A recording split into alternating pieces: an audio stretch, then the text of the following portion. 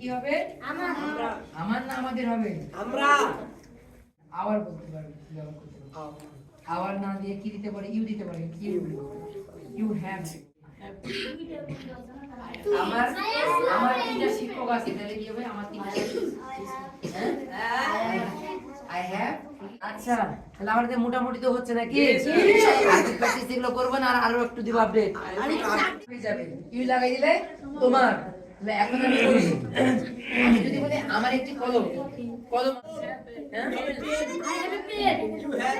আচ্ছা এইভাবে বলি আমরা। আগে দেখেন কত সেদিন মানে দিয়ে মানে তারা। আচ্ছা এখন আমরা কয়েকটা টেনিস স্লেট করবো। হ্যাঁ বলো আমার সাথে, আমি বাংলা বলবো, তুমি আমার একটি কলম আছে, তার একটি কলম আছে,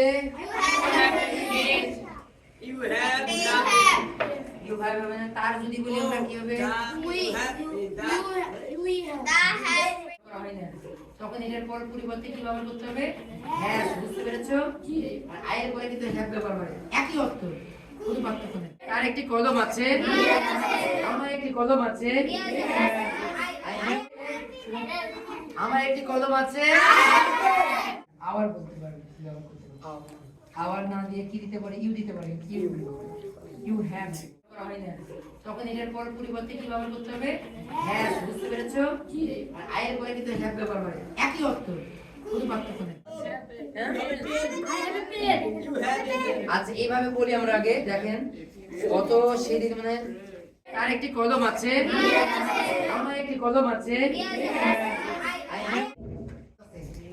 শুধু আয়ের সাথে কিন্তু হ্যাভ যুক্ত হয়, আয়ের সাথে যখন আমরা উই লাগাই দেব, উইয়ের সাথে কিন্তু হ্যাভ হবে। উই, বুঝতে পারছো? উই হ্যাভ পেন মানে কি? উই মানে কি? তখন হয়ে যাবে আমার।